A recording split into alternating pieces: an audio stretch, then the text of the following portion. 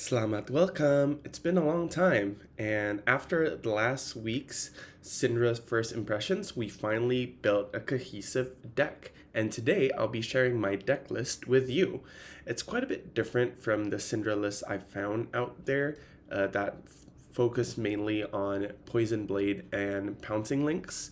My list will be having a different type of mass and a different type of game plan, but hopefully you guys can try it, enjoy it all the same. And don't forget to like and subscribe. That is the best free way that you can support me, help grow my channel, and provide you with free flesh and blood content directly to your YouTube video feed. So I want to talk a little bit before I jump into the deck tech. This weekend was pre-release weekend and it's been amazing. We just had so much fun playing with all the new cards, and the spoilers being kind of near the pre-release event meant that the novelty of the cards were really there. You find a lot of very neat interactions playing in the limited format. All three heroes are very powerful. You can there's no like one best hero that everyone's just trying to build or force. At Invaders board game station where I had the pre-release, it's a full 24-man pre-release. They had this little side event where you were put into two factions, so you had to lock in your hero from the beginning, either Fang, Cindra, or Arachne, and when you pick Fang or Cindra, you're locked into the Team Emperor, and if you play Arachne, you're locked into Team Chaos. And then whenever a member of Team Chaos and Team Emperor fought, the match is recorded of who won and who lost, and that's keep track throughout the whole pre-release. And at the very end, the team that had more points at the very end, everyone who is part of that faction gets one extra booster pack. I was playing Fang, and there was a lot of Team Emperor. Team Emperor really represented, and we crushed Team Arachne. So it was pretty cool. We got one extra booster. That was the pre-release at Invaders.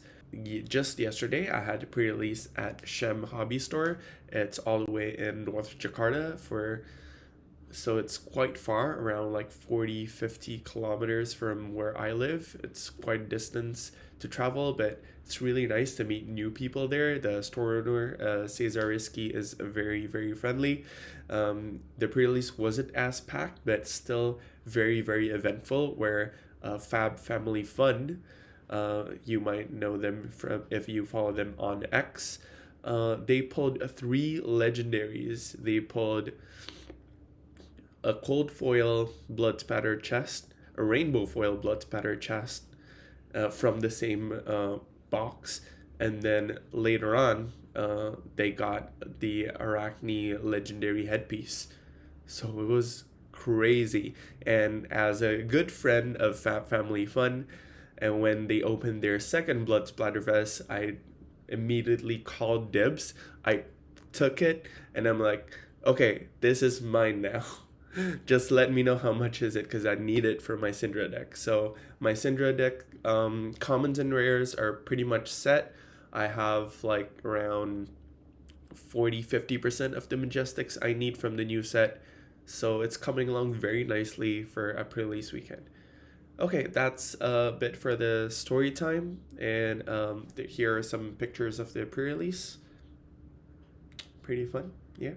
Oh, and one more thing, I got my card signed by Izuardi Terianto, or Ijur. Here's the pic. So I got my concealed blade blinged out. It's really nice. Okay, enough yapping and blabbering about pre-releases. Let's jump into the deck tech. And here we are.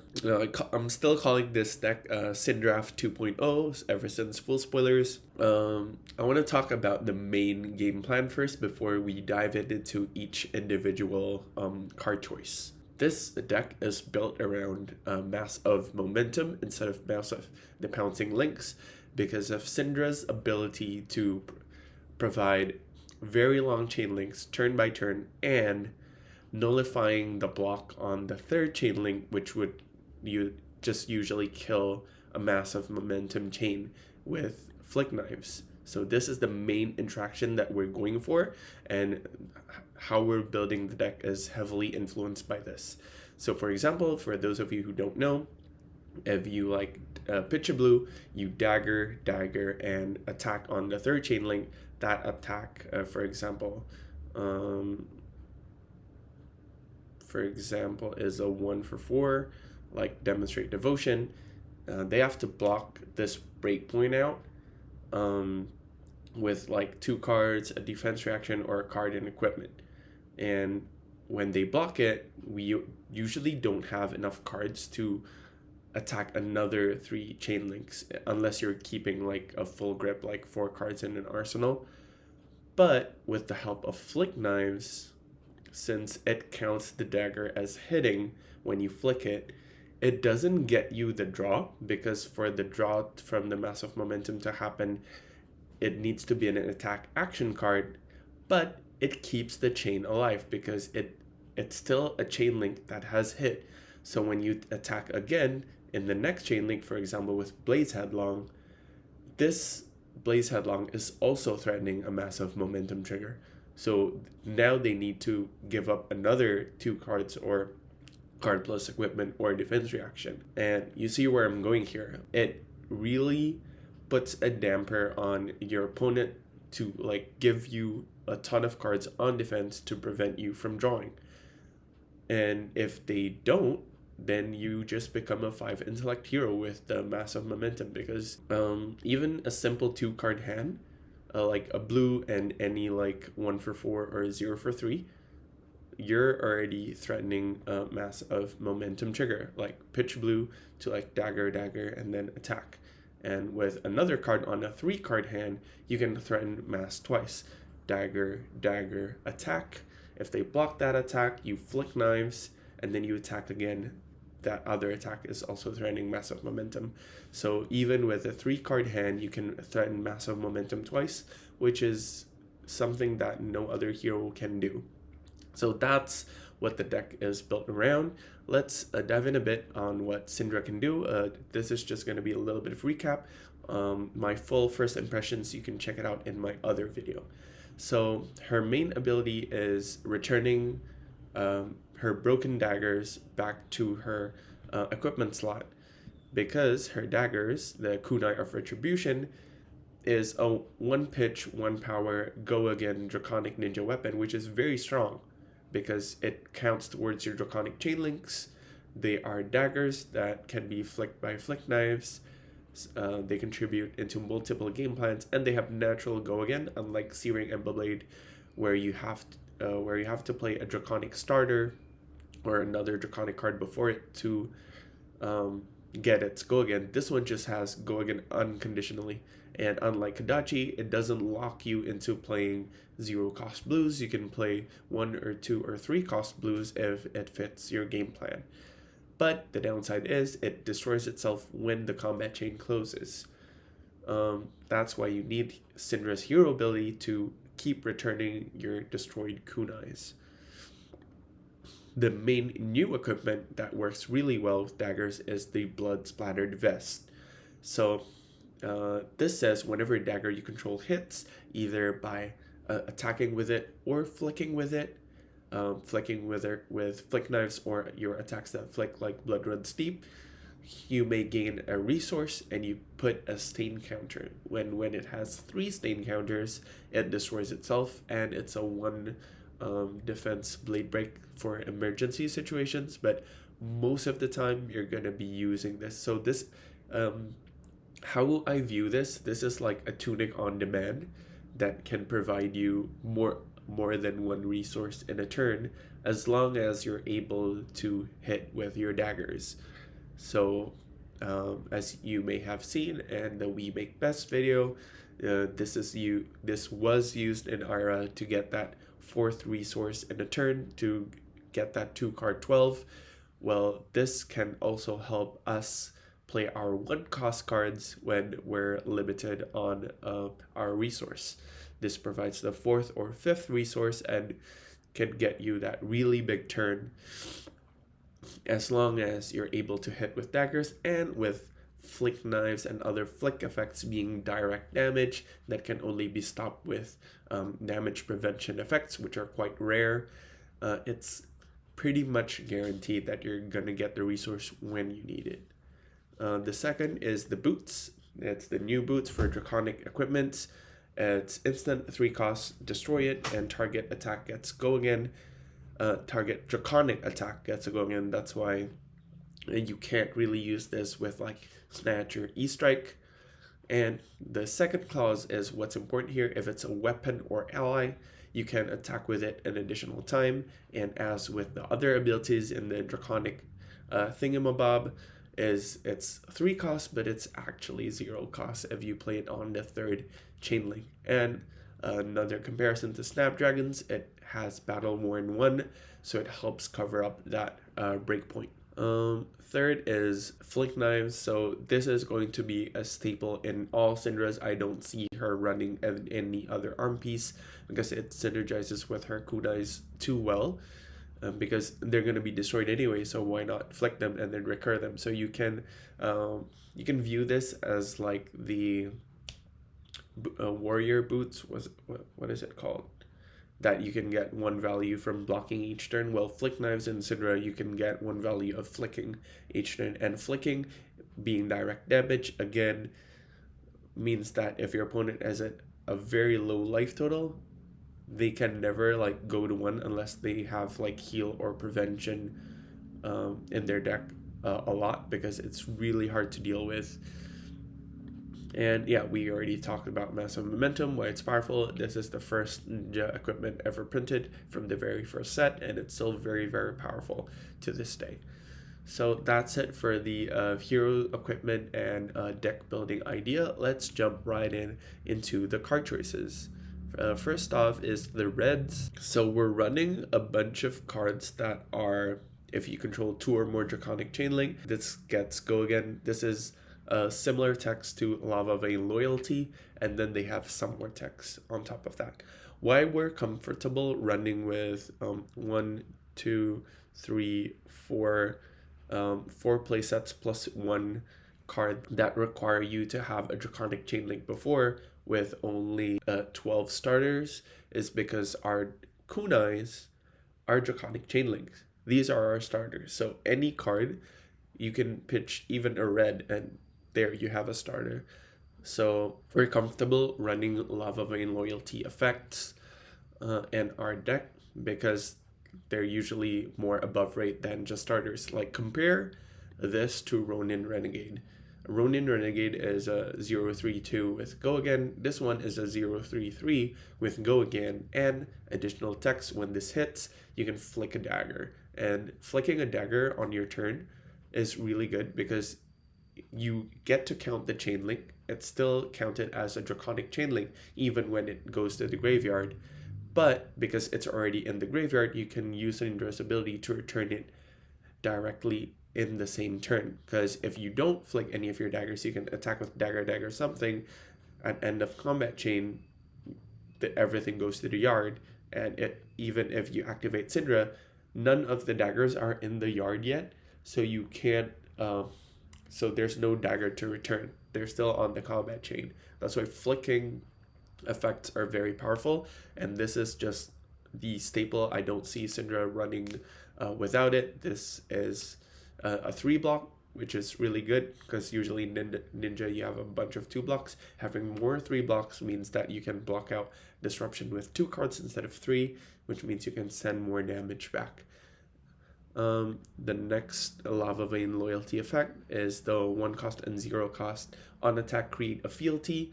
And let's jump to fealty a little bit. Fealty is turning your non-draconic cards draconic. I mean, you can use it on a draconic card and it doesn't do anything, but the main purpose is turning your non-draconic ninja cards or your non-draconic generic cards into draconic cards, which count for draconic chain links. And there's a ton of cards in this set that care if they're turned into draconic. They have additional benefits or bonuses that trigger when they are draconic. So that's why we're running 6 of Demonstrate Devotion and Display Loyalty. They're respectively 0-3 and 1-4 with 2 block and Gogan clause from Love of a Loyalty. And when this attacks, it doesn't need to hit. You only need to attack with it to create a fealty. And this is very powerful. And alongside that, we're also running Hot on Their Heels, which is similar, but it's a 3 block instead of a 2 block, but it needs to hit to mark them, and marking is slower than creating a fealty because after marking, you need to hit them again afterwards to convert the mark into a fealty. But the upside is it's a 3 block, so we're running 3 of that and 1 of the 1 for 4. Still kind of tweaking the ratios. I was on 2 and 2.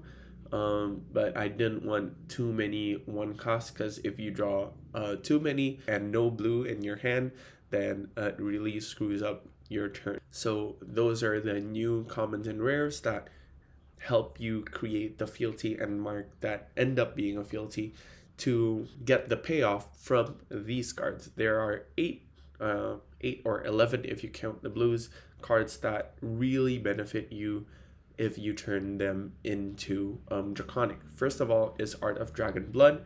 This is one of the earlier spoilers, and we can see the power now because it's basically a wounding blow, 0-4-3. But if it's draconic, first it gets Gogan, which is great, and not only that, it discounts your next 3 draconic cards. Sadly, it only discounts cards and not activations as well. But you can, if you have a fealty and a bunch of draconic 1 costs and no blue, you can play this and then your draconic 1 costs become 0 because they're discounted by 1. So this is just very premium. It lets you run a ton of 1 costs. You can see we're running 1, 2, 3, 4, 5 play sets of 1 cost cards and only like 15-16 blues, because we have the ability to discount them when you don't have a blue, or even when you have a blue, you get to discount them and you get to attack with more daggers.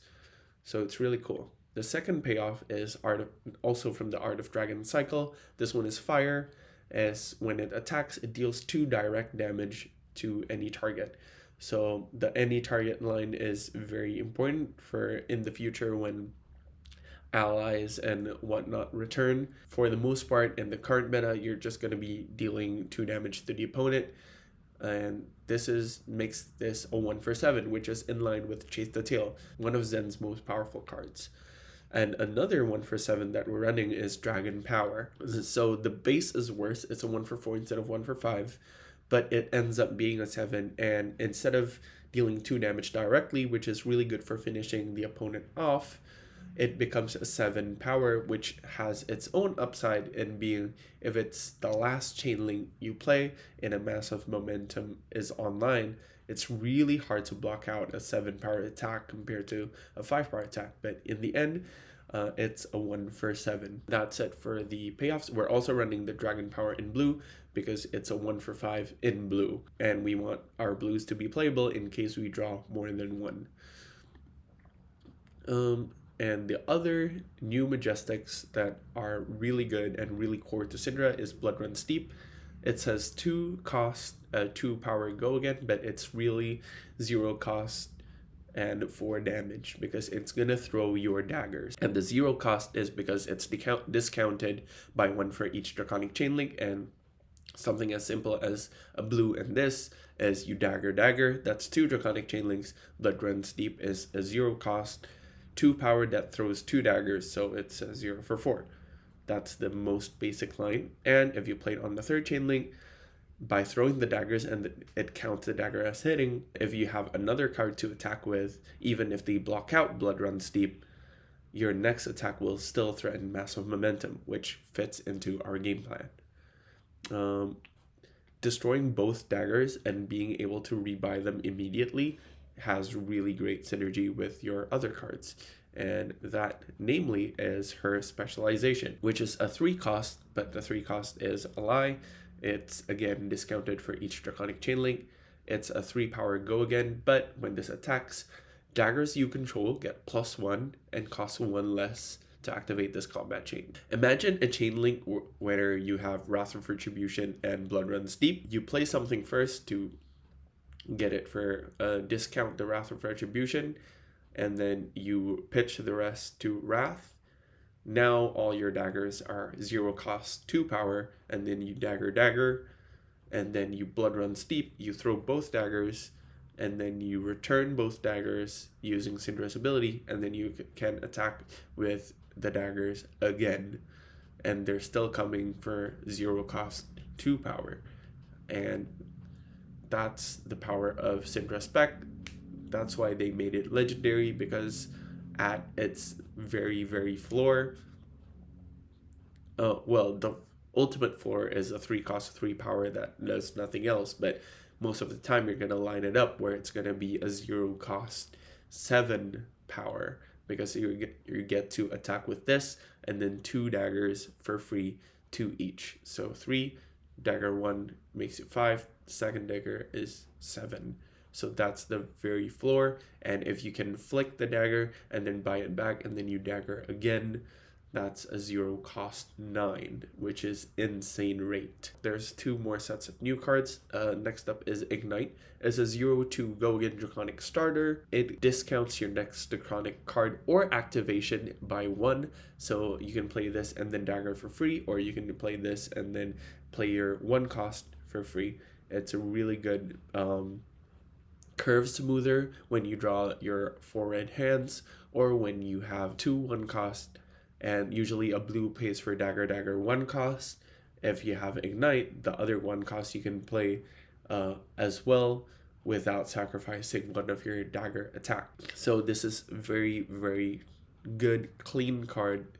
It doesn't seem powerful because, oh, it's a 0 for 2, but the discounting ability is really nice.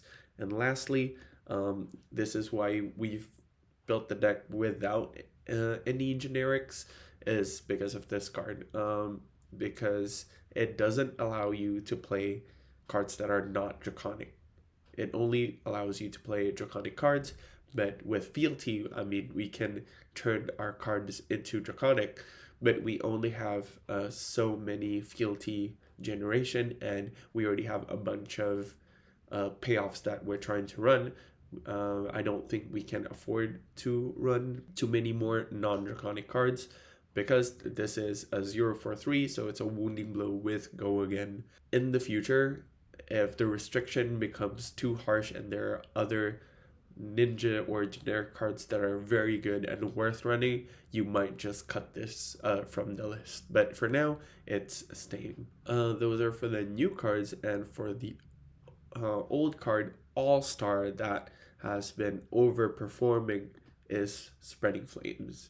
Spreading Flames alone with a blue in Cindra is a 2 card 7 that only scales up from there, because usually when you're playing Spreading Flames, you're playing on a 4 or 5 card hand. It says Draconic attacks you control have +1, while their base power is less than the number of Draconic Chainlinks. So it's a bit wordy and might be confusing, but how it works is it just checks when you play an attack, check the base power, the yellow symbol, and compare it to the number of Draconic Chainlinks. While Spreading Flames, when you attack with it at the very first, as the very first state, that's Draconic Chainlink 1. Now, when you use the other pitch, you attack with a dagger. Okay, the dagger has 1 power, and this is the second Draconic Chainlink. So it sees that, oh, your power is lower than your Chainlink. You get bumped up by 1. So the dagger is now a 2 power dagger. Same goes for the third dagger. The second dagger, which is the third Chainlink, 1 power, third Chainlink, you get buffed up by 1. That's the base. Now you attack with a 0 for 3. Since 3 is less than the 4 Chainlinks you have, it gets buffed up by 1. So it's a 4 power. So basically, in Cindra, it's really easy for you to buff every single card that you have. except for Spreading Flames itself, unless you play it later on, but it's usually much more beneficial for you to start with it. So you Spreading Flames, Dagger, and every single 3 power card from there on out, and even 4 power if you play it on the 5th chain link, gets buffed up by 1. You can see how the value is really amazing in Cindra. The last card that I'm still running is Mounting Anger. It's a Draconic starter. I'm still running a few Draconic starters. Why I'm running this one is because first, it's a breakpoint, and secondly, the being 1 cost isn't as detrimental in Cindra because when you draw no blues, you have ways to discount it. And lastly, it can be a virtual 1 for 5 because when it hits, you can banish a card and play it and it gets +1. So it's a virtual 1 for 5, Bittering Thorn style, but it's in the Draconic talent, so it counts towards your Draconic chain links. It's a Draconic starter. Overall, a very good card. You can see I'm not running any yellows. This is because I'm not on the Mass of the Pouncing links. If you're on links, you will surely have the Salt the Wound card in your main deck, but I'm not running links in the main deck. That's why we don't have any yellows. And for the blues, I have 16 blues. Why I'm on 16 is because with the hypergeometric calculator, you can see the probabilities of drawing 0, 1, 2, or more blues in any given hand with the ratios of blues that you have. Well, I found that with the amount of 1 cost I'm running, and with Cindra being so dagger reliant, you really want to have at least 1 blue per hand. With the fail case of when you don't draw the blue, you have Ignite and Art of Blood to back you out. Being on 16 is quite a bit of an increase from being at 15 blues. That's why I'm running that number. But anywhere from like 14 to 17 might be very doable. You just need to tweak the number of 1 cost in your deck. Oh, I forgot about the last red card, last old card, Majestic, is target ninja attack gains +1, draws a card. This works amazingly with Massive Momentum because the opponent usually blocks Xaxes and you just get them. It replaces itself and usually use it on an attack that's going to be a Massive Momentum trigger. So this counts as like drawing 2 cards in tandem with Massive Momentum. Really punishes opponent for blocking Xaxes, and you're only running 1 because you don't want to like see multiples. I can see going up to 2, but I really don't want to play like 3 because like seeing multiple of this and having Draconic attacks that are not ninja, for example Blaze Headlong and Oath, these are only Draconic. They cannot be buffed with Ancestral Empowerment. So keep that in mind. Okay, to the blues. Most of our blues are 3 blocks, for the exception of Brand with Cinderclaw. It's because Brand with Cinderclaw is another fealty effect that helps turn on our Draconic Matters cards like Art of Dragonfire. So you can play Brand with Cinderclaw and then play your Art of the Dragonfire or Dragon Power, and it would be turned on because the next attack is Draconic. So that's why we're running that. The 3 other cards are Daggers Matters. Currently, we're paying the MST tax. We have to run Concealed Blade because there are ways for the opponent to banish your dagger from the graveyard. And then if you don't have this, you're gimped. You only have 0 or 1 daggers for the rest of the game. Well, with Concealed Blade, you get to equip a dagger from your inventory if the attack hits. And again, this is why I don't want to run too many Ancestral Empowerment, is because we already have the Concealed Blades that does a similar thing, but instead of drawing a card, it lets you equip the kunai, the extra kunai that you have in your inventory. It's a blue 3 block, so it's pretty good. Next dagger related card is this Overperformer Stab Wound. It's only coming in for 2, but most of the time it's actually coming in for 5 because you dagger and then you flick your dagger. That's 3 dagger hits. So this is a 0 for 2 that if they don't block it, they lose a 3 life. And it can be even more if you like dagger, flick both daggers, and then attack with both daggers again. Then this becomes a 0 for 8. I mean, they can block it for 2, but most of the time you're playing this as a chain ender, and they already committed their blocks to stopping the 3rd and 4th chain link to stop the massive momentum trigger. And playing this at the end, they either take a huge hit or they spend another card blocking, which means they're not doing very much on their turn. Overperformer. Next is the new card from the new set, Throw Dagger. This is another Ancestral Empowerment effect, but instead of buffing your card, it flicks your dagger, which is really good because with flick knives, you can only flick one of your 2 daggers. Well, if you have this, you can flick both and return both at the same time. And the very important clause that a lot of people might have missed is if damage dealt this way, the dagger has hit, and you draw a card, it replaces itself. It's Ancestral Empowerment-esque on the blue, 3 block. It's really good. I only have 1. I need to buy 2 more. Next up is Dragon Power. We already mentioned a little bit before. It's a 1 for 5 at blue, 3 block, really good.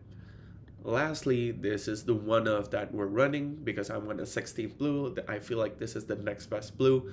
Again, we're running cards that are good to use, but it's also blue 3 block. And if you play this as the chain link that threatens momentum, they can't block it with 1 action card. This is important to decks that don't run a lot of attack reactions or de-reacts. Well, if they only have attack actions and non-attack actions, well, this is a 0 for 2 that can't be blocked by a single card. And also it functions as pseudo disruption because when this hits, you have to discard a card. If you do, they discard a card. So when you play this as a massive momentum trigger, you can order the triggers. So either you draw first and then you discard it to Rowdy Locals to make your opponent discard a card, or you let the Rowdy Locals resolve first, see that you have no cards and they don't discard anything as well, and then you draw the massive momentum card. It's very flexible. It's a blue 3 block, and it's a hard to defend massive momentum attack on a blue. So it's very good. That's it for the main deck. Let's go over to the sideboard. First of all, I'm still trying this out, but if a ton of decks are running like the Shelter, Sink, Fate, Flick Flack, what have you, this lets you play your 5-card hand unimpeded. It lets your breakpoints actually be breakpoints that is not stopped by a single card. And the added benefit is when your opponent has a card in Arsenal, this is just, it trades for their Arsenal. It costs you an action point to play it, so you play it at the end of your chain, you bop, dagger, something, and then at the end you play Imperial Seal, and then when you have your 5-card hand, you really want to pop off, you don't want to be stopped by a D-React, you, at the beginning of your turn, you destroy it, they can't play defense reactions, and because Cindra is royal inherently, you get the second benefit as well as next time you hit a hero, destroy all cards in their arsenal. And remember that flicking your dagger counts as a hit. So this is basically guaranteed arsenal destruction in Cindra for decks that usually run a ton of D-Reacts. You can like blank out 2 cards in your hand and snipe their arsenal. Very juicy card. Too bad it's legendary, like the other generic royal payoff cards. Next is Loyalty Beyond the Grave. This lets you play a 6-card hand because when you have 2 of this in your graveyard by playing it before, you can banish 2 of them and then you draw a card at the beginning of your turn, which is insane. It lets you attack with a huge hand. The best case scenario is If you have one of your really powerful cards, for example, like Spreading Flames or Wrath of Retribution in your arsenal, you already have this in play, and you have 2 of this in your graveyard. You start with banishing this, making your 5-card hand a 6-card hand, and then you pop this off. They can't react on your 6-card hand, and then you use a huge payoff like Spreading Flames or Wrath of Retribution for massive damage turns. So that's why that's there. It's a D-React that blocks 3. It helps you in matchups where they have a lot of attack reacts as well, so you can not get got. Overall, pretty good. Really like this new card. Next, we have the Mass of the Pouncing Links package. Even though we're a Mass of Momentum, some heroes really enjoy blocking, so giving like 2-3 cards a turn is not really a detriment to them. In those matchups, we want to swap over to this other mask and have a really huge turn where their 4 or 5 card defense is broken through because we have the extra card from the Pouncing Links. And to couple with that, we have the either Salt the Wounds or the Tenacities. I bring all 3 in, so I have options, and if I see one early, I can like either pitch it, block it, or play it, and still have another copy of Salt the Wound in the deck, which is really nice. So when they block a lot, you fetch Tenacity. When they take a lot of the hits, especially the daggers, a lot of people aren't incentivized to block daggers, while Salt the Wound punishes them for not blocking the daggers. Kunai in the sideboard we already talked about. It's the couple for the Concealed Blade. Next up is Warmonger's Diplomacy. Again, in almost all ninjas, this card is free. You can attack. If they take everything, you Warmongers, and it just wins you some matchups. For example, Azalea and Viserai. I mean, Viserai is a little bit more monger proof these days, but Azalea still gets massively wrecked by this card.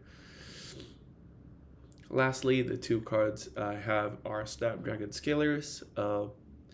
It's for the cases where you're playing a lot of blocking and sending 2 cards. You might want to run this instead of the other boots because it lets you go again to a starter, a 2 card that's not a starter, and then it becomes your starter with Snapdragons, which you can't do with the other boots without pitching or committing cards to pay for it. Lastly, we have Time Flippers for AB1. Need some way to prevent arcane damage. We're only bringing AB1. It's unrealistic for Cindra to go up to AB3 and pay for it and still have a turn, because you want your blues to pay for your daggers and your 1 cost. The baby board. I'm not running multiple Ancestral Empowerment. We already have enough reactions. There are a few cards that are not ninja attacks. They're only draconic attacks, and we want a density of attacks. We want to plan out our turn on whether we want to dagger once or twice, depending on how many 1 costs we have. Being a blind draw is kind of random, but it works really well with Massive Momentum, so I can see myself going up to 2, but maybe not 3. Next card you might want to consider is Art of Dragon Scale. It kills Tunic or Flick Knives or the Valiant Dynamo if they let it hit, which is a great payoff. But again, you swap it in and out with the other Draconic payoff cards because you don't want too many payoff cards with not enough enablers. Compounding Anger. This is Lava Burst at home. Well, for Cindra, I feel like this is better because this and in blue you can dagger Compounding Anger because it'll become 1 cost, discounted by 2, and you have 1 pitch left from pitching a blue, which is better than Lava Burst, which in that scenario would be a 2 power attack that leaves you with 1 pitch. It is better in Cindra. Lava Burst is still better in Fi. I mean, Lava Burst is better if you're running the Pouncing Links build. This cannot be fetched by Links because it's base 5, not base 2. Again, I'm not running this because I already have enough Chain Enders, because the Art of the Dragon Fire, Dragon Power, uh, and Art of Dragon Blood. Even though this can be not a starter, I'm not counting on having a fealty 100% of the time. So sometimes this is just going to be a 0 for 4 chain ender. And I don't want too many, and I want some fealty generation. That's why I'm not running it. Next up is Devotion Never Dies. This card seems super duper nutty. I mean, it is, but with the massive momentum build, you're already heavily incentivizing your opponent to block, and it doesn't make sense for us to run like a must block card, because this is a must block card. If they don't block it, it draws a card, right? It gives you another 1 for 4 and go again. Well, if you're already heavily incentivizing your opponent to block, and this doesn't get the benefit if it's the very first chain link, because it's kind of good if you force the blocks on the very first chain link, because they block on the first. You just reset and go 2, 3, 4. This is the first, second, and third chain link. They need to block this one, and then they need to block the other one as well. But this doesn't work as a must block first chain link, because it needs to have a draconic attack as the last attack this combat chain. Yeah, and it's being a 2 block, not a draconic card. Currently, I don't feel like running it, but in the future, I can really see this card and another build really popping off, because in the best case scenario is you just keep attacking with it with fealty and with other draconic giving effects like Brand with Cindra Claw. Next is the third Dragon Power Red. Again, I don't want to run too many chain enders. I don't want to draw multiple chain enders in the same hand. That's why I trimmed one of this for one of the this one for the marking card, because it has go again. Drop of Dragon Blood. On paper, it's really powerful. You just go dagger, dagger, and then you draw a card, get 1 resource for free. The knock against this card is being no block, and it doesn't function well off of small hands. Sometimes the gaining a resource isn't worth not knowing what card you're going to draw. I feel like this is more powerful in Fang, because you want draconic, you want to play stuff that's draconic within the chain link, so either instance or attack reactions, and then this cantrips and replaces itself. In Cindra, currently I don't have the space for it, but in the future, if I run more 1 cost maybe, and if I see a way to include it, then it is quite a powerful card, because on the surface it's a +1 resource card. It replaces itself, so it doesn't cost you a card, and it nets you 1 resource because you play it when it's at 0. It's a 2 cost, but you can discount it to 0, and then it just gives you a resource for free. Mark of Magma. This is worse than generating a fealty directly, because this needs a hit, and after hitting, you need to hit them again to convert the mark into fealty, and sometimes that's just too long, too much effort. And I'm currently playing Mounting Anger, which are starters, and this is not a starter. Pick Up the Point is an interesting card. You can play either this or the up sticks and run, but in decks that care about attacking chain links, this is slightly better. However, I'm not running it because it is not draconic, and I'm leaning heavily on the Oath of Loyalty, being most of my cards are able to be played the turn that I play Oath of Loyalty. But this is very neat. After flicking a dagger, you can just bring it back, or sometimes you start the turn with only 1 dagger, so you Pick Up the Point, pitch an extra 1. Now you have both daggers for your turn. This might be the most egregious exclude from my list, Poison Blade, because it's so overrated. But again, my list already incentivizes blocking quite heavily. This is not a draconic starter, but I can see myself, this is one of the top cards I'm considering to put in my list, because just this plus a flick makes this a 1 for 4 go again, which is quite decent, and every dagger threads an extra 1 life loss, which is neat. But again, since I'm leaning on Oath of Loyalty, I'm not running this. If I cut Oath of Loyalty, I'm not heavily locked in being Draconic, then I will, this will be the first card that I include back into the deck, because dagger, you can dagger, flick dagger, return a dagger again, or this with Blood Runs Deep is just so juicy. Next is Rising Resentment. This is a starter that can discount your costed cards. This being a 2-block and Cindra not needing that many starters, and this not being a breakpoint, are the points that make me not run it. Blocking 2 as well, because we have cards that have go again conditionally but are 3 blocks, or instead of discounting they give you fealty, which turns on the payoffs that we really want to have our 1-for-7s, because resource we can manage. We can just like flick our dagger and get the extra resource this way, but getting the fealty you can't get currently. You can't get fealty from your equipment suite. You need to get it from your cards, and that's why I'm not running it. Silver Talons, another draconic payoff. If it attacks, so not on hit, when it attacks you flick a dagger and it destroys it. So it's a 0-for-5 chain ender, and it flicks your dagger, which is really good in Cindra. Again, this is due to not wanting too many chain enders.